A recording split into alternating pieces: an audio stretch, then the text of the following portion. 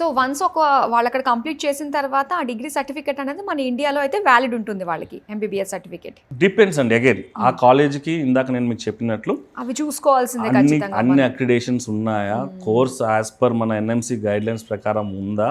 And ఇంకొక చిన్న suggestion నేను అందరికీ పేరెంట్స్కి చెప్పాలనుకుంటుంది, లోకల్ లాంగ్వేజ్లో కోర్సెస్ చేయించడం ద్వారా చాలా కాలేజెస్ తక్కువ ఫీజుతో ఏదైతే ఆఫర్ చేస్తున్నాయో most of the classes local లాంగ్వేజెస్లో జరుగుతుంటాయండి. ఇప్పుడు ఏ కంట్రీకి అయితే వెళ్తున్నారో ఆ కంట్రీలో లోకల్ లాంగ్వేజెస్లో కోర్స్ జరగడం ద్వారా అక్కడ ఏదైతే చదువుకుంటారో వాళ్ళ సిస్టమ్ ప్రకారం అది వాళ్ళకి ఇండియాలో ఏ రకంగా కూడా నాలెడ్జ్ వర్తించదు.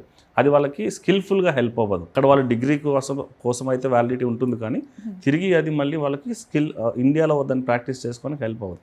ఎక్కడైతే గ్లోబల్ కరికులం అది ఇంగ్లీష్ మీడియంలో టీచ్ చేస్తూ ఆల్రెడీ పాస్ అవుట్ అయ్యి ఇండియాలో వచ్చి ప్రాక్టీస్ చేస్తూ ఉన్న స్టూడెంట్స్ ఉన్న కాలేజెస్ ఏవైతే ఉన్నాయో వాటిని చూస్ చేసుకుంటే మీ స్టూడెంట్ అక్కడికి వెళ్ళి మళ్ళీ హ్యాపీగా తిరిగి వచ్చి ఇండియాలో ప్రాక్టీస్ చేసుకోవడానికి హెల్ప్ అవుతుంది.